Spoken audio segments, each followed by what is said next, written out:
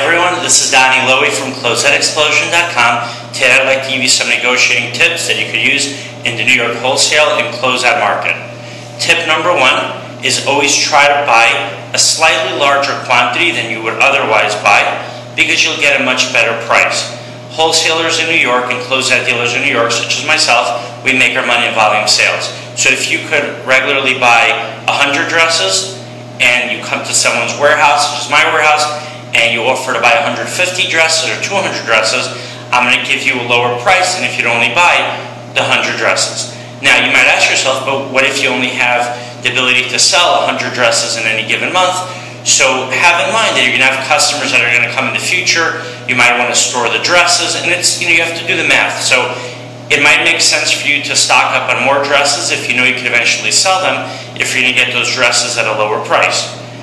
The second thing you should be aware of, whether you go to a showroom in Manhattan or you go to a wholesale place in Brooklyn or in Queens, is that the rents in New York are very high.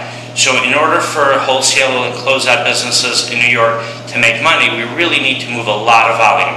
So if you come to a showroom in the city, you come to a warehouse in Brooklyn, warehouse in Queens, a warehouse in Long Island City, wherever you might go, be aware that they want to sell their merchandise.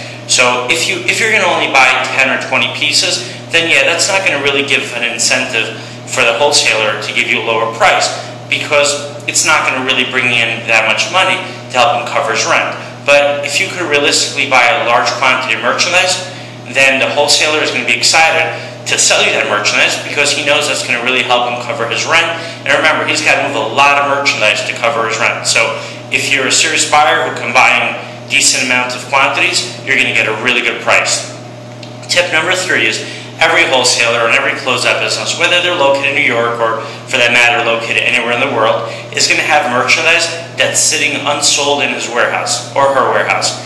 So for example, I might have gotten a really good deal on shoes, and I might have bought 2,000 pairs of brand name shoes which came from a department store. They had their clearance sale, I bought them as overstock. Now I only have left about 50 pairs of shoes, and those shoes just aren't selling. Maybe they're by a brand that is not as popular as it used to be, or maybe the style in New York is not popular, but those shoes might be perfect for your market.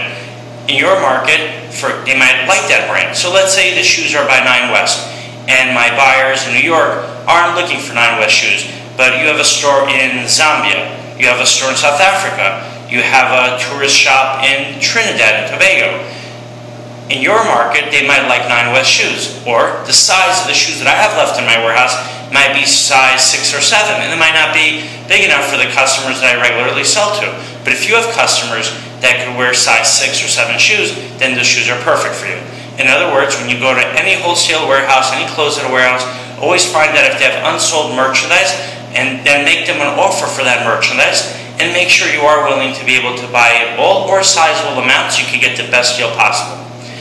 Another thing you can do is find out if they have any samples that they don't need anymore. For example, I might have gotten 1,000 dresses at one point of the same style and color, and I might have had a sample out that I showed to my customers. Now I'm done selling all those dresses, but I still have the sample lying around, and I haven't sold the sample because I sold everything lots of 50, and that was one piece that wasn't included in any of the orders. Now, I might not just have that sample of a dress. I can have a sample of a pair of shoes. I can have a sample of children's clothing. I can have a sample of belts, which I might have gotten as a closeout. I might have accumulated 200-300 pieces of different samples. When you go to someone's warehouse, make them an offer in those samples. And if they don't know exactly what you're talking about, so clarify it. Say, look, you might have a sample, you might have, a sample that you were showing to buyers. It might be sitting in your basement. It might have 30, 40 pieces of different items sitting in a box which you're using to show customers, and definitely motivate them to look for those samples because you're going to be willing to pay for them.